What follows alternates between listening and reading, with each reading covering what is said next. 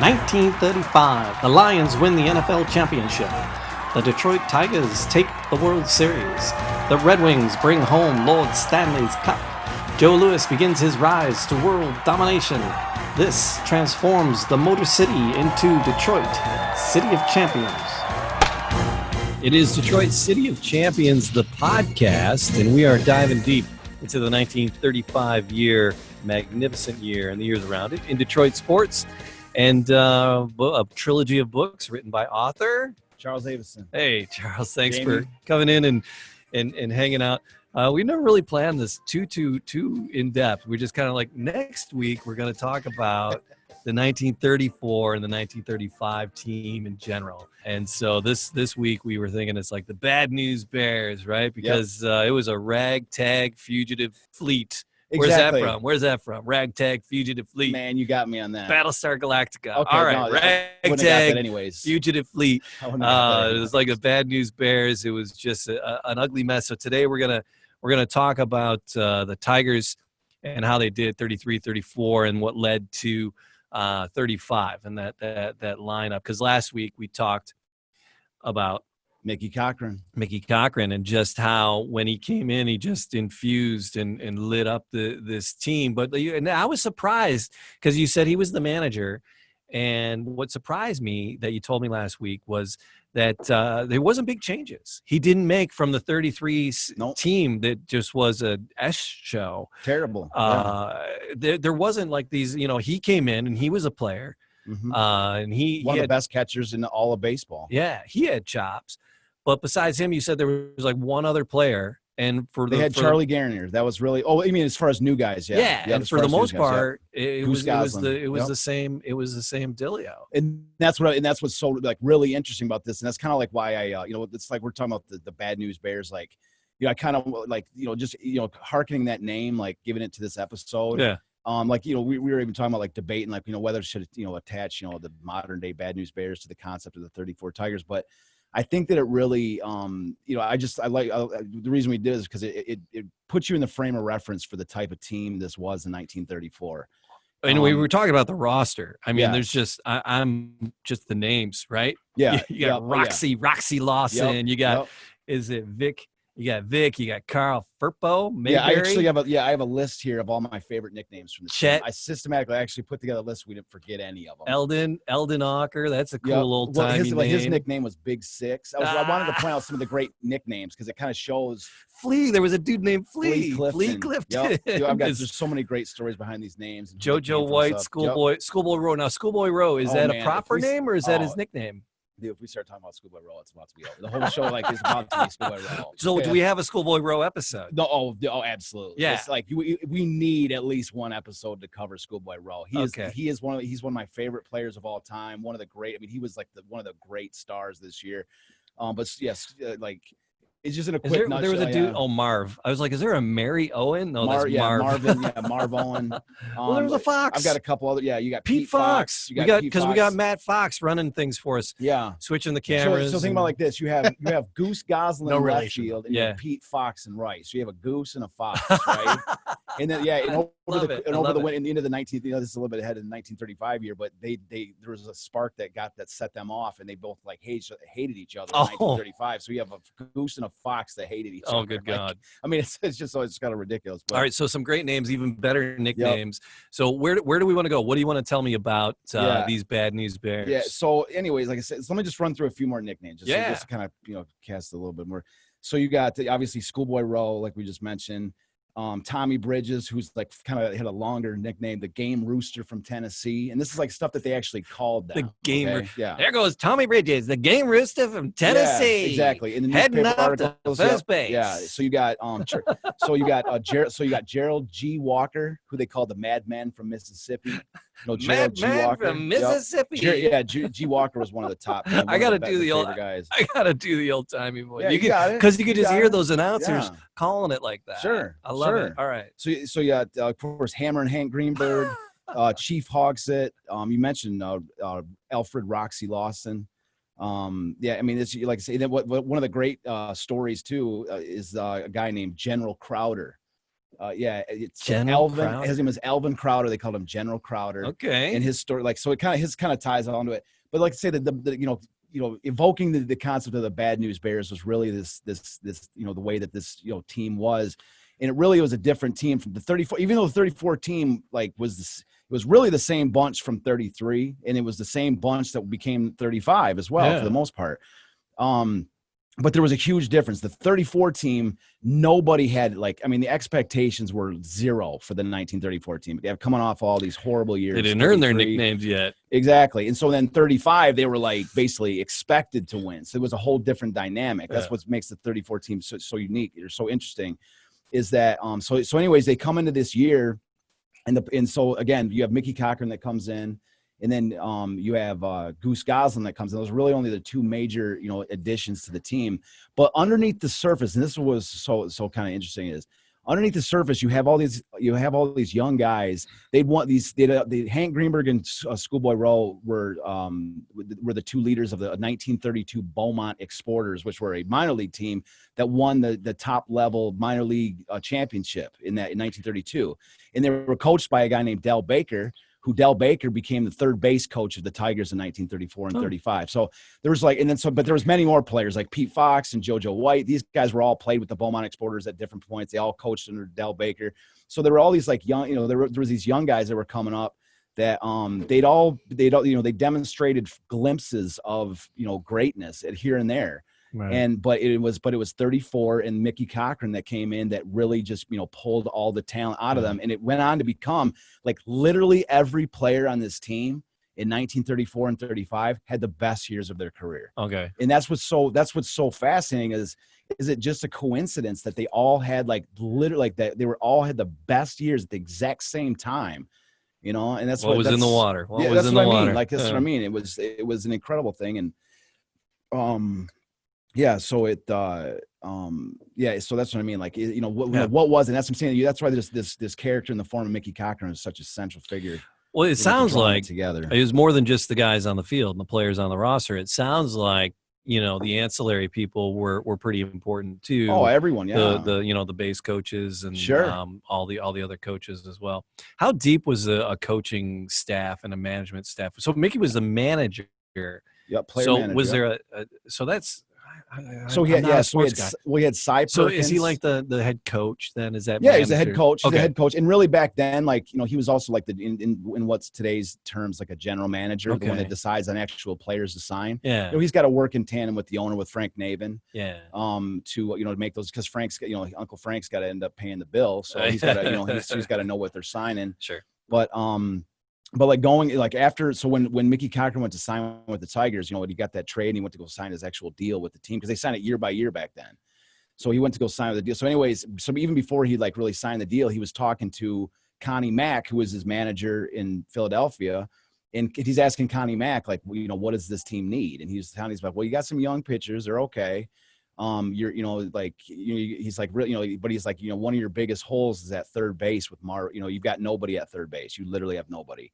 You need an outfielder. There's a bunch of, the team was terrible. You need all over the place, but particularly bad is third base. And particularly bad is left field. You got nobody in left field. So they signed Goose Goslin to play left field, who was viewed as an over the hill, maybe past his prime type guy. Maybe he had a year left in him. Okay. A decent player. And then, but they were not able to solve their third base hole going into the season. They were like, we got a hole at third base and there's not much we can do about it. And, but that's what's so incredible was they have Marv Owen, who was an MVP of this minor league season, a couple years prior. And so he had all this talent and everything, but he just never really put it together. You know what I mean? But with Mickey and Tyler, here it is. The magic happens. And, that Mickey, he's like, look, man, we need you at third base. We need you to be able to play defense. We need you to be able to hit, like this. And, the fact that he's able to, he has this huge hole at third base. Connie Mack even tell him, you got nobody at third base. It's one of your biggest problems. And Mickey's like, we're going to make this guy into into a great player. It was like this, he was like the magic man. He was able to, whatever he touched, turned to to gold in these years. So lucky for us. Yeah, exactly. So So yeah, like I said, so some of the stories too, like so you have one of the big stories was the emergence of Hank Greenberg in 1934. So a lot of times because he was like top of the charts here. Oh, he's a Hall of Fame. He's one of the best players in baseball history. Yeah. But a lot of times when we see Hank Greenberg, associated with these stories, when you look back in history book, you see Hank Greenberg there. A lot of people don't realize that going into 1934, no, Hank Greenberg was not the Hank Greenberg that everybody knows today. And then 1933 was his first year with the Tigers, and he was on the bench for most of the year. The Tigers in 1933, they underneath Bucky Harris, they'd signed a guy named Harry Davis to play first base. They spent I think it was $75,000 to sign this Harry Davis, who's like a great defensive player, but he was really not a great hitter. So they spent a bunch of money to sign this guy, and then Hank Greenberg was coming up through the minor leagues at that moment. So he comes up to Detroit, and he really doesn't have a position because they're not going to pay somebody $75,000 and put him on the bench. Yeah. They're going to. So Hank sat on the bench, and so he went and he stayed in game shape by playing baseball, like sandlot baseball on Belle Isle. Yeah, just to stay in game shape because he was never playing. I love that. Yeah. So in 33, so he actually went to Uncle Frank. He went to his office at one point in the year and was like, send me back to the minors. I want to play baseball, and I'm not getting a chance. And Frank was just like, no, hey, just give us a chance. We'll get you some games. That's funny. Yeah. Because we said how many games they played in a season? It was 154, yeah. 154, and 35, he played 152 games. Oh, he was a superstar. He was the MVP of baseball in 1935. Yeah, 35. He only had 2 games he didn't play. Yeah, he was a stud. Yeah, so that's what I mean. So going into, that's what I'm saying. That's what's so interesting is a lot of times when we look from the modern day and we look back at 34 and 35, like there's Hank Greenberg. You're like, oh, well, of course the Tigers were sweet. They had Hank Greenberg. He was like one of the best home run hitters and sluggers of all time. Sure. Oh, they had Charlie Gehringer. Oh, they had Schoolboy Rowe. They had these different guys.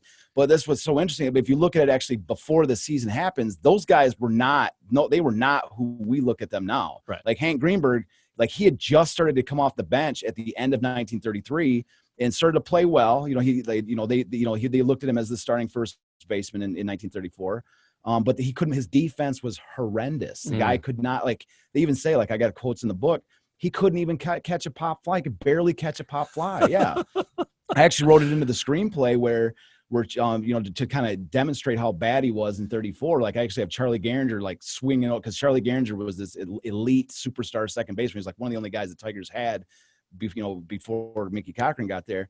And so, I actually have in the screenplay, Charlie Gehringer swinging over and catching the foul ball or the pop fly for Hank because he's this 6 foot, I think 6'3", 6'5". He's just a huge man and just really ungainly when he first comes up. And so he was showing that he could hit, but his defense was absolutely horrendous.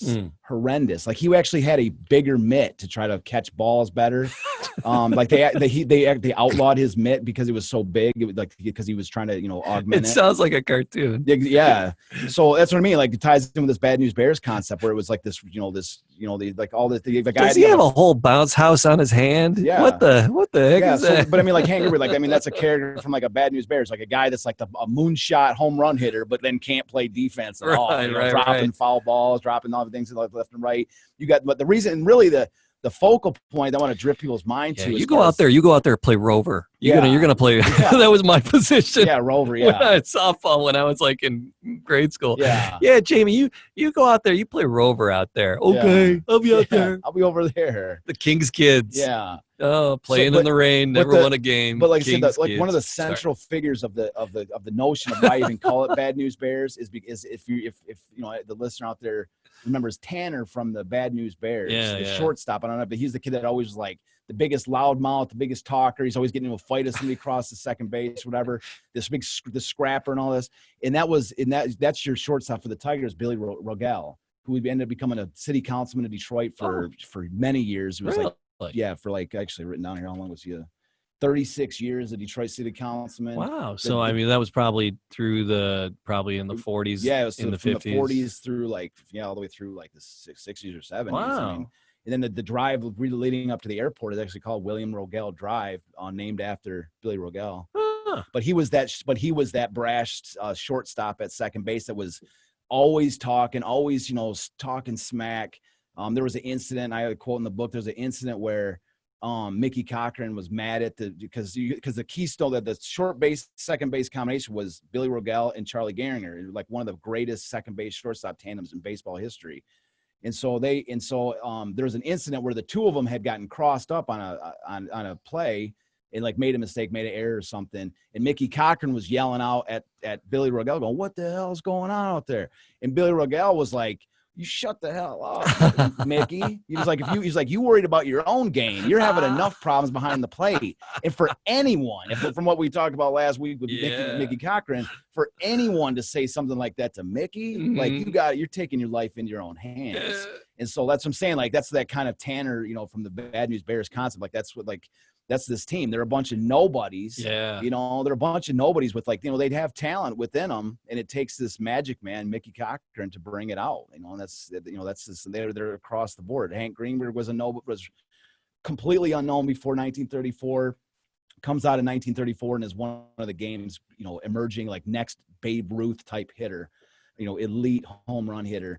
It's like out of nowhere. Like, imagine, right now, like we're, the Tigers are, a terrible team or whatever.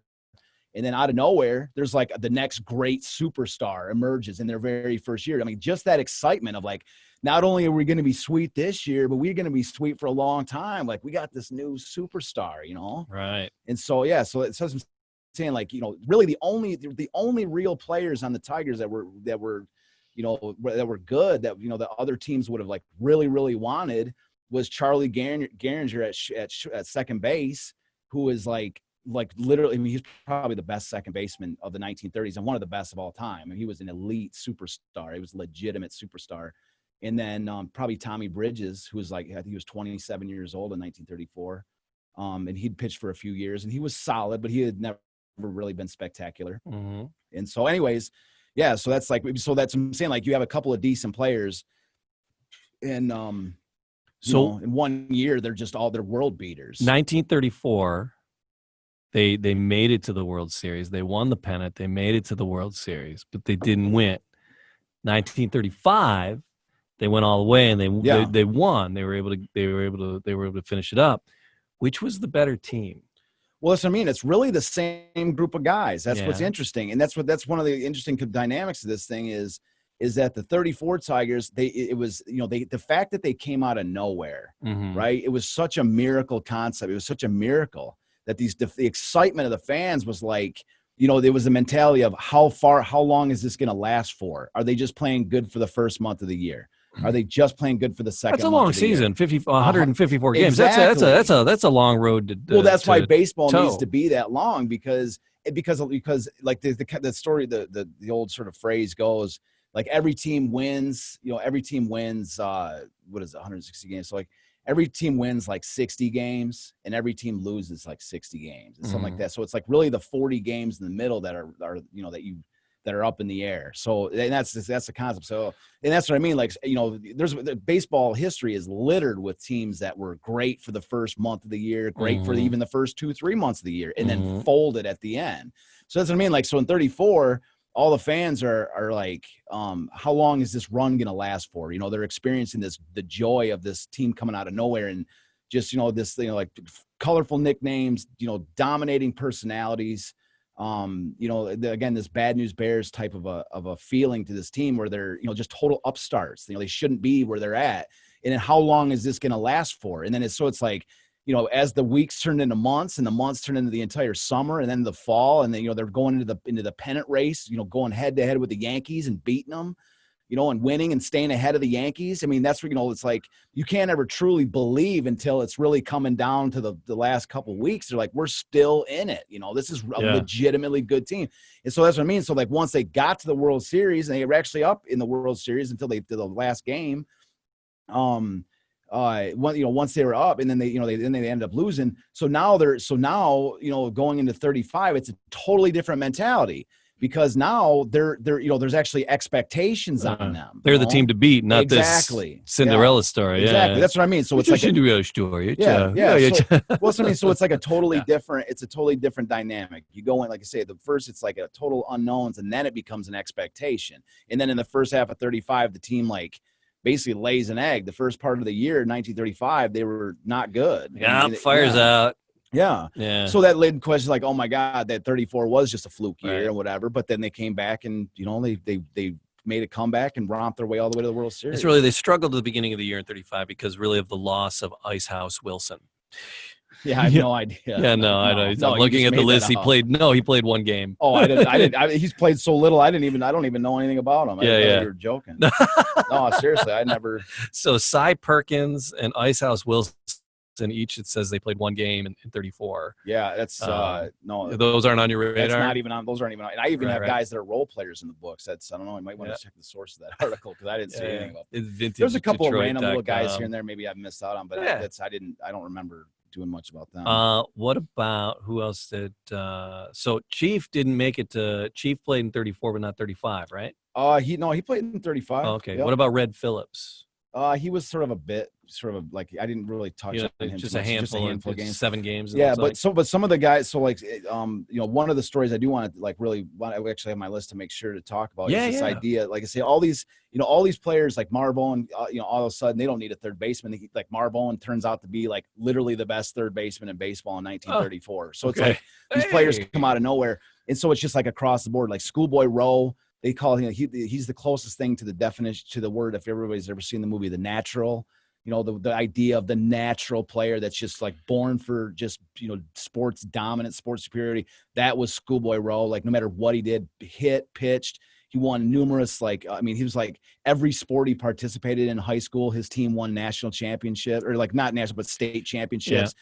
Like, he won a golf tournament. He won a state championship in golf on the same day as he won four events in a state track meet championship. Like, and this was who? This is Schoolboy Rowe. Oh, okay. So, natural in every single capacity. Yeah. Bono's Schoolboy Rowe. He was the original. Yeah, he was the original. Could play every sport. He was just as good of a hitter. In fact, he was so good at hitting.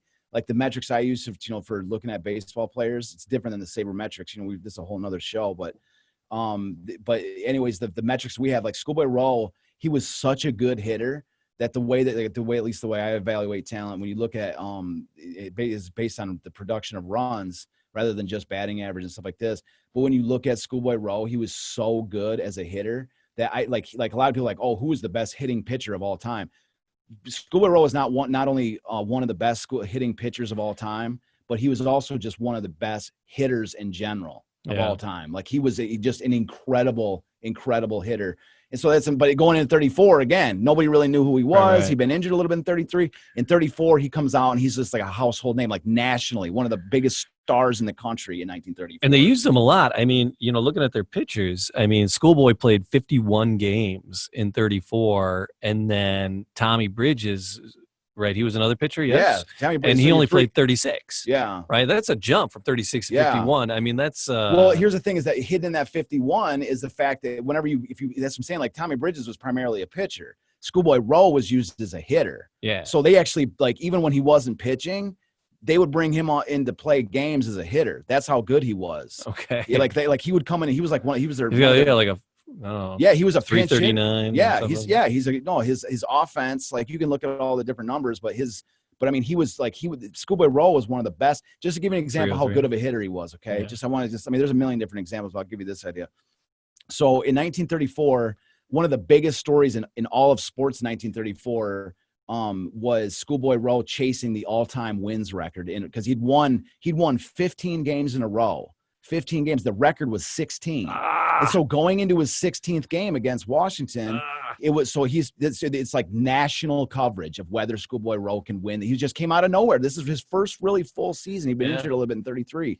So he comes in. So in 34, he's just this wonderkind, this natural, this amazing thing. And then he's got, we mentioned it last week about the courtship with Edna Skinner, where he was like national personality of like romance because he said it on the radio. Mm-hmm. But anyways, so he's chasing his 16th win. It's like every single national, all coverage, all eyes on Schoolboy Rowe. So it goes into it goes into the Hank. So I forgot what inning. I think it was 7th or 8th inning. Hank Green. The score was 1-2. The Tigers were down a run. Hank Greenberg hits a solo home run to tie the game at 2-2, going into the 9th inning. And so goes into the 9th inning, and there's a man on 1st and 3rd. And who comes up to the plate? Schoolboy Rowe in the 9th inning. Okay. And he hits a single to drive in a guy from third and wins the game with his own bat. Wins the biggest game, like national attention on him. Oh my Pitches God. a complete game, pitches every inning of the game, and then he drives in the winning run with his own bat. Can you imagine? I mean, that's how good he was. That's a carry him out on your shoulders game. There you go. Yeah. Exactly. Yeah. So he ties the all-time win record. He gets 16 in a row, and it's like, and he does it with his own bat. Like that's how good. I mean, that's a story. That's why that's why it's sad. And baseball's trying to get rid of the designated hitter. I just still believe is one of the worst things that ever happened to baseball because, like I say, pitchers. Developing pitchers as a hitter. It was just especially. But there's so many stories of games that just took on whole new levels because the pitchers were not only the best. They were responsible for preventing the other team from getting runs. And they're also, hitting using their bat to win games too. They're like the biggest star on the field, especially when you got two pitchers going at it like that, so. Or you're going to, you'd say, well, a pitcher doesn't do it on his own, but Schoolboy Rowe did in that game. Often did. Yeah. He did in that game. But who are some of the other people that helped support him? Who are some of the other, people that you want to talk about? Well, the other guy I wanted to talk about, I really wanted to get to is General Crowder. He's one of my favorite. He's one of my favorite stories. One of these type of guys, and I think he really helps to illustrate this concept of this just the magic that was in the air for this team.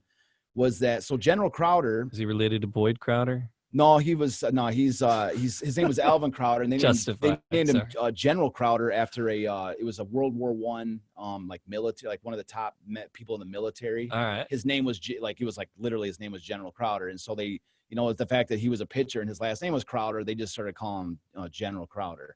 So he was only 34 to 36 with the Tigers. There was barely in 36. His wife was sick, and his last hurrah was 35. And the 35 World Series I call it the General's finest hour, was in the 1935 World Series. Huh. But anyways, in 34. The situation was General Crowder in the early 30s was just one of the best pitchers in baseball. I mean, he was just one of the best pitchers in baseball. But he pitched an ungodly number of innings. If you look at how many innings pitched he had in the early 30s with Washington, you got it in your computer. It's like take a look real quick just so we can get an exact number.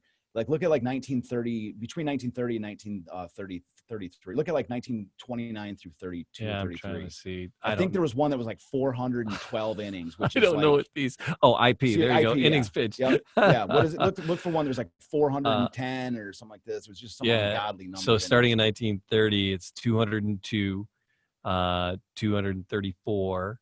327. There you go. Yep. 1932 is 327. That's look where a it tops out. That. Look in 1929, 28. I thought there was a 400 inning. No. Wasn't it? So 244 and 28, 266. Yeah, I mean, those are still pretty high counts. I thought there was a 400. And then 241 in 1935. But here's the thing: is in modern day baseball, if a pitcher pitches 200 innings, that's considered a workhorse. Yeah. Okay. So he's like 327. I'm saying 327, 327 innings. Rode him hard, put him away. That's what I mean. So this is a guy that pitched a lot of innings, and so the general mentality was, in 1933, he had 34. He had just an absolutely dreadful beginning of the year. Mm-hmm. With Washington. It was just absolutely terrible. And everybody was looking at him as though that he was basically washed up, that he'd thrown so many innings that they basically ruined him. And his arm was gone. He just wasn't effective anymore. And so the Senators, Washington puts him on waivers. So basically what that means when somebody player gets put on waivers is that every other team in the league gets a chance to claim him. And so they all get a chance to claim the player. But it goes in reverse order. So as far as the wins and losses. So the worst team in baseball gets the first shot at picking him up from the Washington. Okay. And so then it goes up the list, all the way up to the first place team gets the last choice. But in 34, they're basing it off of 33, right? Well, no, 34. Well, it's actually in 34. This is midway in the year. Current. So it's in the middle of the year. Standing is. Yes, yeah. So okay. It's in the. Here's the thing: we're in the middle of the season. The Tigers are right. Their Tigers are in first place. Everything's going great. And so, but they could use an extra pitcher. They can use an extra arm. They got Schoolboy Rowe, Eldon Knocker, and Tommy Bridges are going great. A few other guys too. But they need another guy. They need another arm. They need another arm to bring in. They need another pitcher. And so there's always players getting put on the waiver wires. There's always players that are getting, that are potentially grab. Anyways, so the idea was that Knocker they put him on waivers. Every single team in baseball passed on him, including the Tigers. Wow. They passed on him too. Every team passed on him. And so then Washington put him on waivers again for the second time. And once again, every team in baseball passed on him. This time, though, the Tigers, who were in first place, who actually have the last choice to pick him up, they signed him. They were the second time on waivers. They were the last team. If they would have passed on him, he would have been basically done. Yeah. His career is like basically over. Nobody's going to pick him up there. Yeah. And so anyways, the Tigers sign him. Yeah. And they come in his first game with the Tigers, he gets completely blown out, just totally shelled, right? And which leads to the idea, like, why do we bring this guy in? Yeah. But then, Mickey, anyways, Mickey Cochran's like, at this point, for his next turn up in the rotation, it's come up again. In this case, the Tigers are playing the Yankees in the doubleheader, and the Yankees were the team that was like nipping at their heels all year. That's their main competition. And so anyways, Mickey Cochran just, he just basically needs an arm in there. They need It's going to be a long day, fellas. They need Let's him. do something. Yes, they need him. And so they just need somebody. And so anyways, so General Crowder goes in, right, to go pitch against the Yankees, and they light him up for 5 runs in the first 3 innings of the game. They light him up, right? And then basically Mickey comes up to him and tells him, he's like, there's like this moment where he's like, Jen, he's like, look, Jen, he called him Jen. He's like, look, Jen, you're trying to like strike everybody out. You're trying to like prove to yourself that your arm's still good and all these things. Dude, we just need outs, man. We just need outs. Just use whatever spitball, like not spitball, but just like whatever trash you can throw across the plate, pitch into your spot, using your, it's not about how fast you can throw. It's not about how, whether you can strike these guys out or show how good you used to be or whatever like this. We just need you to get some outs for us. That's it. We're going to score some runs for you, right? So we just need you to just get some outs, like whatever it takes, by hook or by crook. We need some outs. You're a veteran. You know what you're doing. Let's get some outs.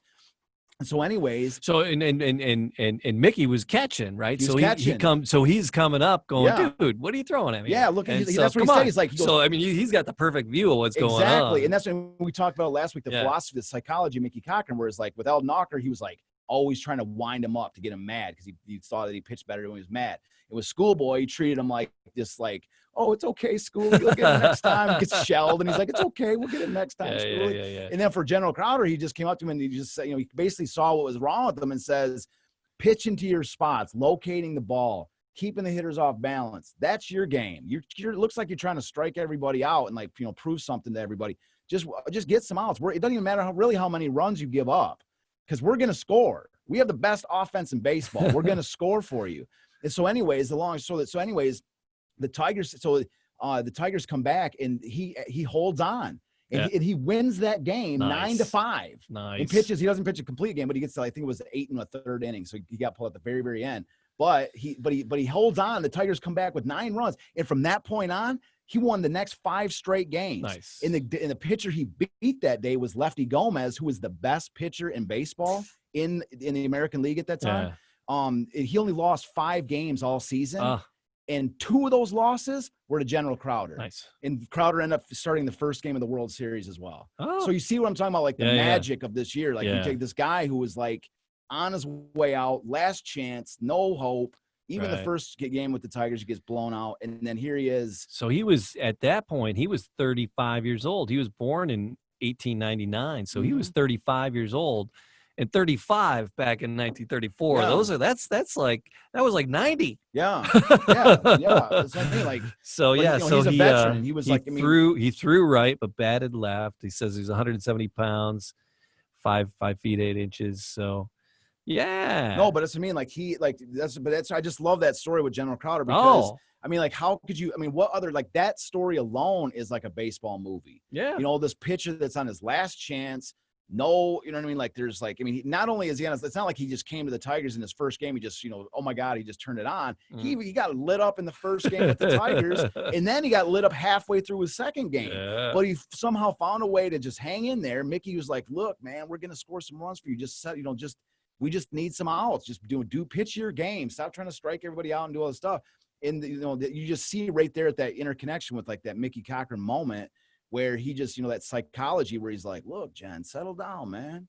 Just pitch. We got it, And so I think that there's, that's one of the reasons that I tie into the wider baseball philosophy about the production of runs, how essential it is for every team. Why it's the number one thing that a team needs, because when you have a pitcher that knows that his team is just going to pound in the ball, like he can give up 5 runs and his team's going to score 9. Like it allows him to still relax and not have to worry about, it's winning the game by himself, that he can just settle in and then just, he can gamble a little bit. He can, do whatever he needs to do and he's going to win. So he had 15 consecutive wins in 1932 with Washington. Yeah, that's what I mean. He was a great pitcher. He was really one of the, and he's an overlooked name. A lot of times people, it's just one of those names. He's not in the Hall of Fame? No, he is not. No, but that's what I mean. Like that's one of these names that, needs to be in the sort of Detroit Tiger fan history Hall of Fame. Because he was even better. He was even better in 1935. He was tremendous in 35. But like I say, the 34 was so just key because, again, right after, as soon as he settled in that one inning, and the Tigers won that game 9-5. He went on to win 5 more games, and it was 5 more straight games. And then he started the first game of the World Series. Yeah, what an incredible turnaround. He's pitching against Dizzy Dean, who Dizzy Dean in 1934 won the most outstanding athlete of the year award for the national award, the same award that Joe Louis would win in 1935. Dizzy Dean won that in 1934, which is kind of like the MVP of all sports. Right. And Dizzy Dean won that. And here's Crowder, has been retread, bad news bear type of a figure, facing off against Dizzy Dean in game 1 of the World Series. Oof. So that's what I mean. It's just, that's just one of my favorite stories from 34. Who else is a lesser known standout there from the bad news bears? Perfect. Here's a great one. G. Walker. The All-Stars. Well, G. Walker was one of the most in his day. Matt, that's like G. Love and special sauce, right? Yeah. All right, sorry. Well, G. Walker was my Joe baby Lewis's had favorite. sauce. G. Walker was Joe Lewis's favorite player. Oh, okay. Yes, he was Joe Lewis's favorite player, and he was many fans of that era's favorite player. He was, again, his nickname we mentioned earlier, the Madman from Mississippi. Madman from Mississippi. Yes. Yeah. And so anyway, so G. Walker, this is one of the these are all characters. So G. Walker, the concept of G. Walker is he is a tremendous player. Okay. He's a tremendous player. He can do things on defense that nobody's ever seen. He can run the bases in a way that nobody's ever seen. He can steal bases, run the bases. He can hit like nobody's ever seen. Right. He can drive in runs in certain key moments. He can do this. Like he can, he comes up with the most incredibly important hit of the game and all this different stuff, right? But there was a catch. There was a huge catch. Is that not only could he do all these things that I mentioned, and he was the incredible. He was just as likely to do the worst things that anybody had ever seen. And I'll give you an example. He would drive in a run and get on first base, and he himself would drive in the game tying run, for instance. And the fans are just going crazy. Gee, just drove in a run to tie the game. Now he's on first, and he is the winning run. And so the next guy is coming up to the plate, right? And he's getting there, and something catches him, distracts him, and he gets picked off right there. Inning over, right? He's like, "Ooh, look at the pigeons." One time he got thrown out during an intentional walk. They're trying to get intentionally walking a batter, and he takes off for second and gets thrown out.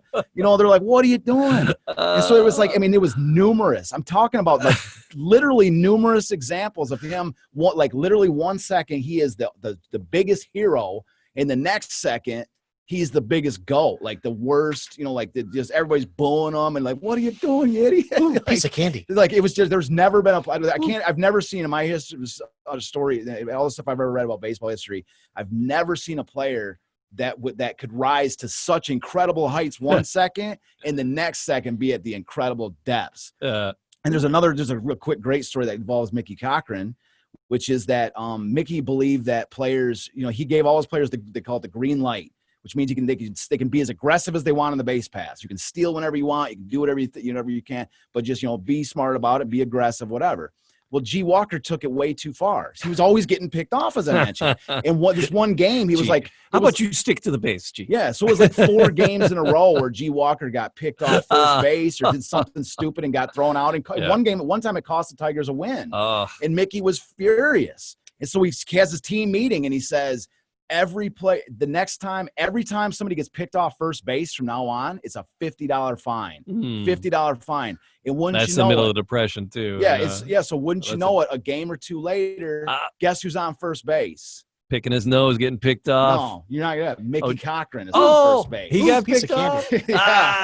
He gets picked off, and he comes back. They said the players. This has come out of Eld Knocker's book called "Sleeper Cars and Flannel Uniforms," and he says that Mickey coming towards the bench after he'd just been picked off, like either the next day or just 2 days after this fine. He comes back and he's just Mickey is furious because he knows what's coming, and so he comes back to the bench and they're all sitting there all quiet, like looking at each other because they don't, they're all. And he said finally we couldn't hold it in anymore, and they all just started laughing their face off. And then then Mickey pulled out $50, like you sons of bitches, here's your $50, put it to whatever you want to do, give it, And so anyway, so that's that. So like I say, G Walker, he this is a guy that like this. I mean, like you have this guy that highs, lows, super highs and super lows, and so like you say that, like these are the type of characters that you're dealing with in this, in this game, and they all blend into this, into this story. They all blend in. Who else? We got time for like a couple more guys. Is anybody else you wanted to? You got a whole crib sheet. I mean, look at you with your notes. Pick. So I'll focus on Flea Clifton. Flea. Yeah. What's Flea. Was that his real name? Yeah. Well, no. It was I think it was Herman. God, I forgot. I call him Flea Clifton so much I almost forgot his name. I got his name. I'll see if I can find it. Yeah, find it. Yeah. So, anyways, so Flea Clifton was like he came out of Cincinnati. He was like this, like he grew up in the shadow of the Cincinnati Reds ballpark, and he was like this scrapper. He was like this little kid that like I don't think he was an orphan, but he was something along those lines. He was just kind of like he was kind of grew up on the streets, I guess. Right. Yeah. Since he grew up and then he went back in Cincinnati. He was born and died in Cincinnati. Yeah. Herman, you're right. Good call. Herman, okay, good. On the Herman, good call. Herman Earl Clifton. Herman Earl Clifton. We like to call him the Flea. So the Flea. So 4 years of Major Baseball. Yeah. It's from 35 to 37, all with the Tigers. Was it? He wasn't 34. He's not listening. I said 34 to 35. Okay, good. Yeah, because I was gonna say, my God, this story is about to be shot. Yeah. No. Anyway, so Flea was known. Flea was a scrapper. He was little. He was like small guy, hence the name Flea. Okay. But he was this, he's a total scrapper. One of those little small guys that you just don't want to mess with because it'll knock some like a David and Goliath complex, like a Napoleon type complex. Yeah. So anyways, he was in the minor leagues. He was playing with Hank Greenberg. I believe this is when they were. I believe it was when they're in Asheville or something. Anyways. So he's playing. He's on the same team as Hank Greenberg, and at one point, there's some kind of a argument happens between the two of them. And Flea Clifton, Hank's 6'5" or whatever, 6'4", 6'5". He's just a giant of a man. Yeah. And anyways, and Flea, I don't know what his size is. Maybe it's got there like 5'8". He says 5'8". Yeah, 160 pounds. Yeah, he's small. So anyways, Flea picks up a bat and goes after Hank Greenberg with a bat. Okay.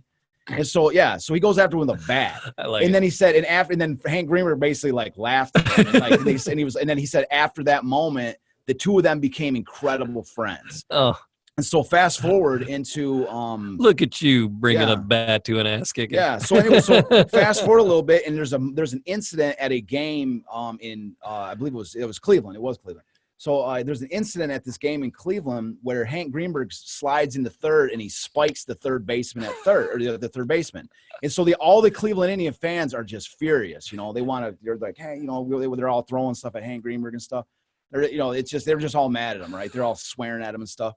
And so, anyways, Flea Clifton runs onto the field and is like walking side by side with Hank as he comes off the field. And he's like walking with them. And Hank is like, so you got this, he's his like bodyguard. He's like, he tells Hank, he goes, don't worry, Hank, I got you. And he's like walking with Hank off the field. And Hank's looking at him like, dude, it's like you have this appearance of a 5'8" little fella. As like the bodyguard for a guy that's 6'5", and it's this monster of a man, Hank Greenberg. Hank said, there's a quote in the book that I got with him, and he says, Hank's like, wouldn't you know? He goes, I fully believe that if he was serious. Like he goes, He goes, if anybody had actually tried to do anything to me on that moment, he goes, Flea would have just torn their ears off. Like he was like, he goes, and then, they were just best friends. They were Hank like was tremendous 6'2". friends. Oh, 6'2". Okay. Good, That's a big, 6'2", 210 pounds. That's a big dude for 1935. Yeah. Yeah. And Schoolboy Rowe was, I think, 6'4". Schoolboy Rowe was a couple inches taller than Hank. I got a picture in the books where the two of them are standing back to back, and like Schoolboy's actually taller than Hank. You're like, geez. But anyways, it was just great because, like I say, Flea, and then one of the interesting components of that relationship, that friendship, was that in the 1935 World Series, Hank broke his wrist in the second game of the World Series in 1935. So the Tigers didn't even have their MVP, American League MVP, their best player, in the World Series with them. And so when they needed a replacement, they were trying to figure out who their replacement should be. And Flea was like, they call it a utility player who played like basically every position, and he only came in when they needed just a temporary, fielder for a game or here and there. And so anyways, and so in that moment, this is one of the only times I've ever seen that the owner of a team stepped in, because there's everybody's trying to figure out who should play where, because Hank Greenberg's gone, how they're going to place Hank Greenberg. And there's like all these different suggestions, and Frank Navin comes in and says, Flea's going in. Flea is going to the game. They're all like, Flea? He can't hit at all. He's got heart. He's got heart. Yeah, basically. Like replacement players. It's got heart. Yeah. We need heart. Yeah. So I speculate. I spent a lot of time in the book actually trying to explore the method behind, that decision. Yeah. With Frank, like what would motivate him to do it. I basically come up with the idea that it was defense, that it was like they'd rather like shore up their defense at that moment than their offense was great already. So anyways, so Frank Navin ordered basically Flea Clifton into the game. And so he was like, he's going to be our guy for the rest of the series. So anyways, so Marv Owen went to first base and Flea Clifton went to third. So it was like, so basically Flea, it's just kind of, I just think it's kind of a cool touch to that story, that friendship with Hank Greenberg, that he is the one that kind of replaced Hank Greenberg in the, in the World Series, to end it in that. So, but yeah, so Flea, like, he's just one of those guys, like, he's, I've got some great pictures and stuff with him in the books too. He was another player. So, yeah. Yep. So yeah, you could, like I say, go on and on, man. I mean, it's. How long we been rolling, Matt? You guys are sitting at about, your listeners have been graciously listening to you for the last 46 minutes. Cool. So. One more story? Yeah. Oh, no. Yeah. One more story. Just Heine dude, Schubel. we can go as long as we want. The internet is long. Oh, yeah, you're right. Like, the internet is long and deep, man. I haven't found the bottom of the internet yet. We got more beers in the fridge. Oh, okay, yeah. All right, no, but one more. What do we got? Okay, Heine Schubel. 1, 2. All right. Okay. Heine Schubel. All right. So Heine Schubel. Yeah, look at his stats. That's a tough childhood. That's unfortunate. I want you to take a look at his stats and tell me what you see. Heine Schubel. Oh, there he is. Heine Schubel. That is a rough childhood right there. See if you can find any kind of stats or numbers on the guy. All right. I don't know what the hell I'm looking at. Batting average just around 250. But like, how many games did he play? And games like 11. Exactly. He was like never. 33 played 49. Yeah, but what about 34 and 35? Like 11 games each year. Yeah, nothing. He was never. He like never played. Heine Schubel. All right. So he never played. That's like kind of the component of this guy's story. So Heine Schubel, he was a guy. This is a guy that the Tigers had, like, early on. I think it was 31 or 32 was when the Tigers signed him. Mm-hmm. And when they first got him, they thought he was the next big thing. Well, okay, they signed him for, and I think it was $40,000 that they signed him for. Or maybe I think it was $35,000. I think I'm 99% sure it was $35,000. Okay. So, anyways, which is it's a sizable investment. So anyways, so Heine comes in and he's just terrible. He's just really not that great. I mean, he's not, I wouldn't say he was a horrible player, but I don't think he just wasn't like, right. He wasn't a starter, and they just, he was just a bench guy. So they basically kind of carried him for a few years because they're seeing it, they're holding out hope that maybe he can turn it around and be this guy that they thought when they signed him. Yeah. But what they found along the way was something that is arguably just as important. And it made Heine Schubel incredibly valuable. All right. Heine is one of the greatest bench jockeys of all time. Heine Schubel is one of the greatest bench jockeys. And what that is, if you're ever watching a movie, especially an old baseball movie, you hear somebody from the dugout just going, "Hey, you suck." Like somebody that's, these players in the dugout that are harassing other players. Yeah. They're harassing fans. They're just talking all kinds of shit to these people. Yeah. Like it's a bench jockey, somebody that rides other players, they're quick-witted, they're loud-mouthed. They have like a big, in Honey Schubel's case, he has this big toothy grin where he's like smiling at people. He's just an obnoxious jerk, really, like that to other fans and players, which is like, you want one of those. Every team's got to have a bench jockey. Sure. You got to have one guy who's a freaking big mouth and who's like, that's like Heine Schubel went after Babe Ruth. Heine Schubel, he's going after fans. There's like all these articles in there where he's going after fans.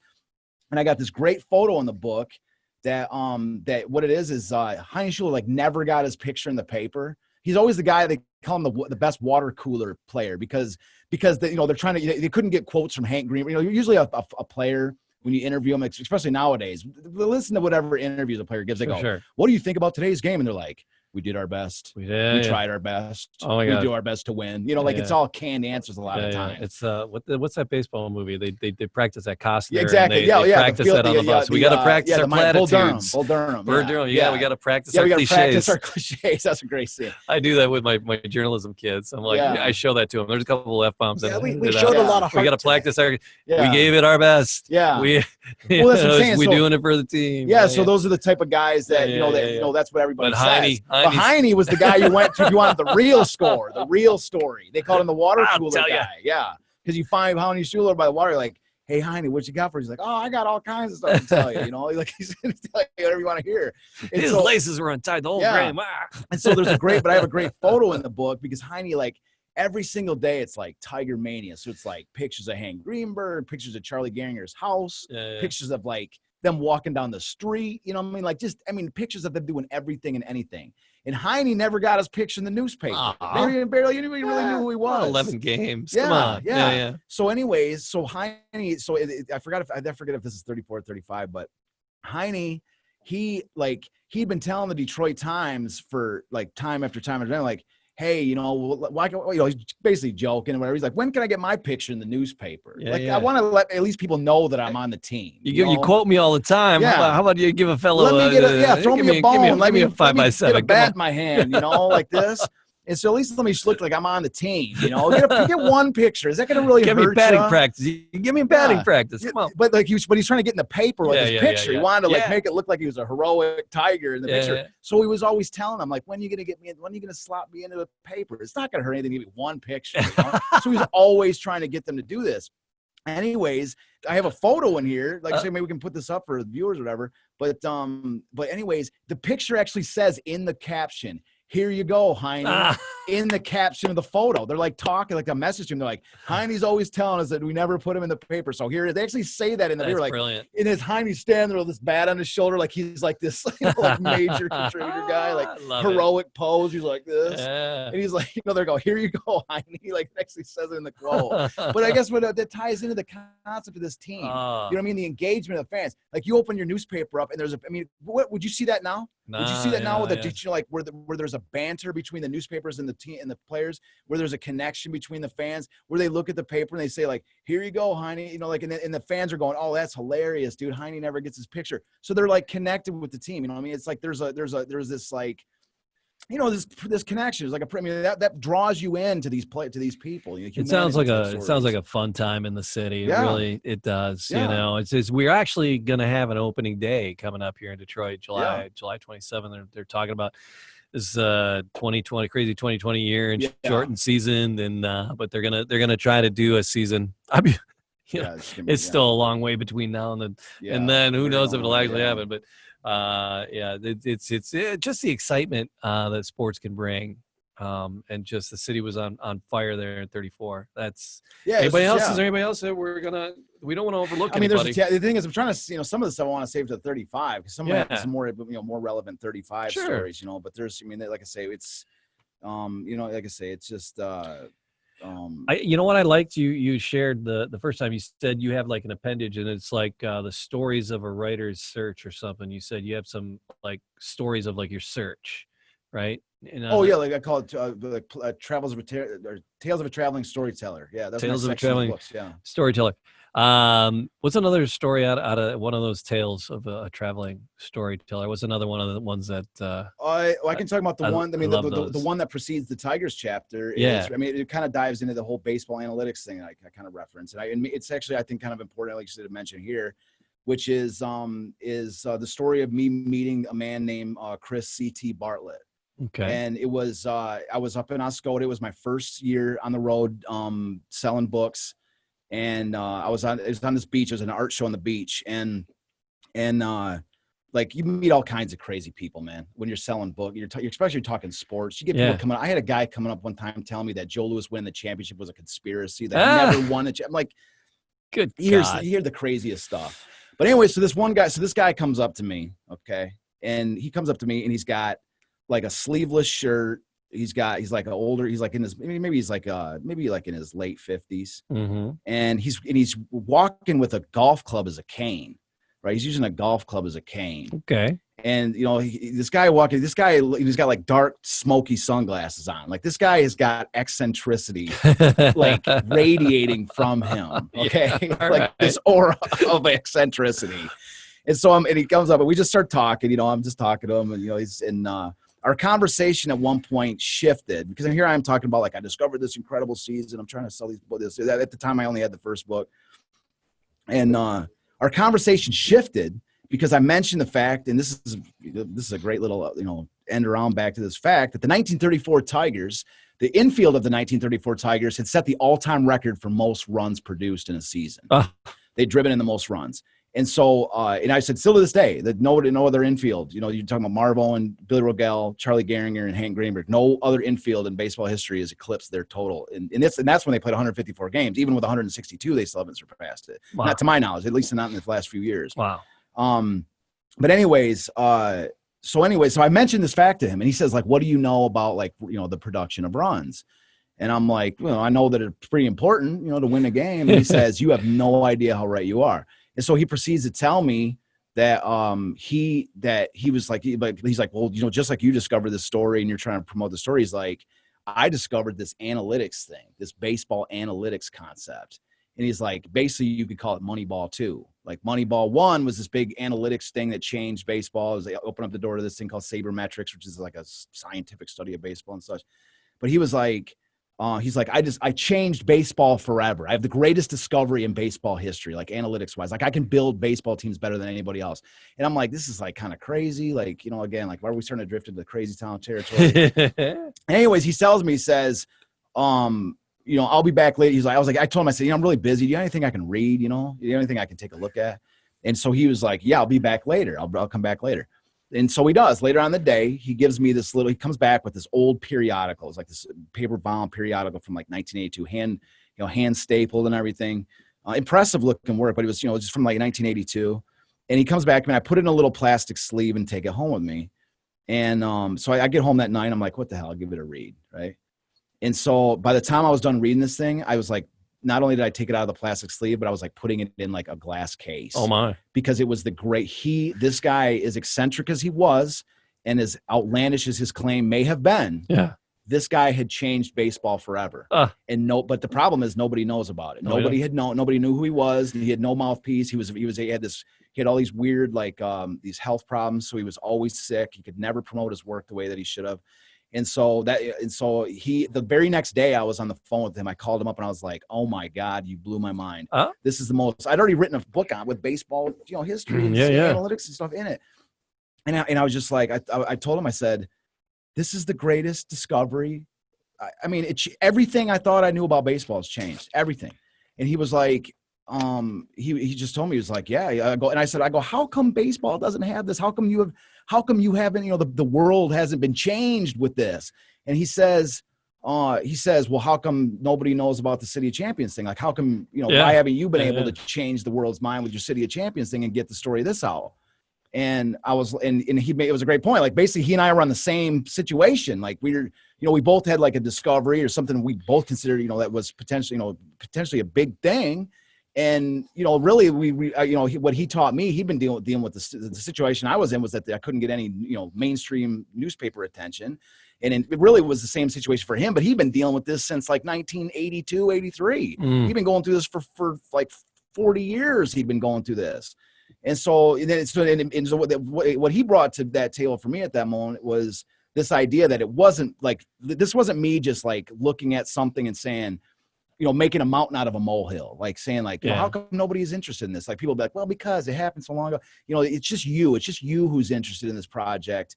It's like, maybe it's not a big deal to everybody else. You shouldn't get so excited about it. But he was the one that's telling me like, it is a big deal. Yeah. And the problem is not you. The problem is the fact that you're trying to reach out to people that are so basically set in a mindset that they just, they exist in their own, like you can't just go, they have an incredible difficulty of just thinking outside the box and recognizing, an idea or something new when it comes in front of them.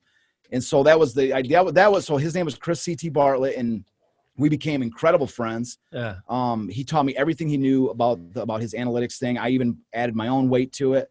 And I actually introduced the concept in that second book to that Tales of a Traveling Storyteller, and used some of his stuff to evaluate the players. Cool. And you can find those. We got Detroit City of Champions is a trilogy of books. DetroitCityOfChampions.com is the website. Yep. And and there's so many players, but we're going to do individual episodes on some of these, these big dogs. Yeah. And then just so much to talk about, because they're 1935, the Lions, the Red Wings, Tigers all win their first championships. And then there's 33 total championships. Gar Wood, Walter Hagen, there's track, there's field, there's skeet shooting. Sport. And we're gonna get to hockey, the junior hockey, and we're gonna get to them all. If you want to dive into it, and again, it's just not a big infomercial for the books, but you did put a lot of hard work in. Yeah, I mean, it's how many? Solid, do you sell? Is it a constant flow? I mean, because it's my primary business. Yeah, is it you just sell the book? Yeah, and because it's not timely, right? It's not like it's no. One of the things I've discovered about like the book sale, like initially when I first started, I was like I was trying to hit the sports sections. I was trying to like get into I was trying to sell books like to like fans. You know what I mean? Like I would go to like Gibraltar. I was like selling books. To like at baseball card shows. I've tried every single place. You name it, a venue. I've been there selling books. A lot of people that might be listening to this have probably met me. I've told this story. I mean, I've been everywhere. Yeah. I've bathed in every Great Lake in the same summer, selling books at every art show you can think of. But, this is my primary thing. I was gonna say, I started off trying to sell to like sports fans, but I quickly realized that really the best way to sell books is not just to target the person you're trying to get them to read, but to basically to sell them as gifts. Right. Right. Like sell them to somebody that's going to buy the gift for the sports fan, not necessarily for them, So, and so that's kind of the market that I'm in. And so I do a lot of, so that's why the art shows are great, because it's like a lot of, gift shows, handmade gift show type things. And so I'm in a lot of these stores. And you see that, I go, I know who would love this. Yeah. And you probably know somebody who would love this story if you stuck around this long. We appreciate everybody who's hanging out. Yeah, you can actually find the books. There's besides the website, you can actually have a look at them if you go to Partridge Creek Mall in Clinton Township, or 12 Oaks Mall in Novi, or Laurel Park Mall in Livonia. There's a Michigan art store there called Inspire Marketplace. And I have the books all in there. So every once in a while you find me in there. Man, it doesn't matter what I'm doing. If somebody comes in and starts talking about baseball or City of Champions or anything, even it could be just like some little old lady that's just got nothing else to do with come in there and go, oh, these books are cool. And I'll be like, oh, yeah, well, you want to hear about 1935? Let me tell you a little something. Like spend half my day talking about this, So I still love the subject, even, after 10 years, it's still, I love it still. So that's cool. Well, we're gonna unfold them, and I love hearing you tell the stories, because it's like this is so much better than a book on tape, because it's you getting excited about the different parts that are exciting, and then me saying ridiculous crap in between. I hope you don't mind. I enjoy the concept though, because telling it's like, because originally, like, I was thinking about how we're gonna do the format, like, should we have like pre-assembled questions or whatever, but. No, I just like the idea, because like I just like the concept of you and I just talking about it, because what I'm trying to, the story and the things I'm trying to lay out, it might not necessarily be, you're asking the questions that maybe the listeners are asking too, and I think that's good, instead of me just trying to sit here and pound the story home, be like, everybody hear this is the way it is, listen to this, but you're actually hitting it with the questions that are. Today I pulled some information off of vintagedetroit.com is where I was pulling some of my info. Some stats and stuff. Pretty cool little website there. No, it's a great. I absolutely. I recommend that site. Yeah. I love that site. Yeah. And your site, DetroitCityOfChampions.com. I'm DJ Jamie Detroit.com, and on all the socials. Matt Fox. Yes, sir. He's we love Matt Fox. Yeah, I'm just sitting back and learning. clicking all the buttons. I have for us. no. Yeah, he's like doing like the DJ back there, like spinning the switches and all. But I have no idea about the 34-35 Tigers. So Yeah. all this information is just. That's what I'm saying. Like even if you're really not even a Detroit sports fan, I just think that it's just a great baseball story. I love the history, regardless. and I love history, and just these these great names. Schoolboy. I thought Flea was a bass player for Red Hot Chili Peppers. Okay. He might have been named after him. Right. From the legend has it that that Mickey Mantle, if you're familiar with the name Mickey Mantle, that he was named after Mickey Cochran. That's the story that I've heard. All right. That his dad was listening to a game or whatever and was like, oh, Mickey Cochran. So, or that he was like a great fan. That's of Mickey. A good baseball name. That like his dad was like a huge fan of Mickey Cochran. That's a whole nother episode. Yeah. Got more research to do. All right. So Detroit, City of Champions. Next time, I don't even know what we were talking about. It's going to be more great stuff next time. I think next time we're talking about, actually, I think we're going into the 35 Tigers. So it's going to be sort of an extension of what I think that's what we're talking about. We can talk about, I think we might be talking about the fans. I've got some great stories about the fans. Oh my gosh. Which shows a lot about, like, that's one of the things that I was trying to talk a lot about the players now. 12th man or whatever. But more about the excitement of these players. I've got some of the greatest, some of these articles that I've collected about the fan excitement of just what these fans, just how excited they got.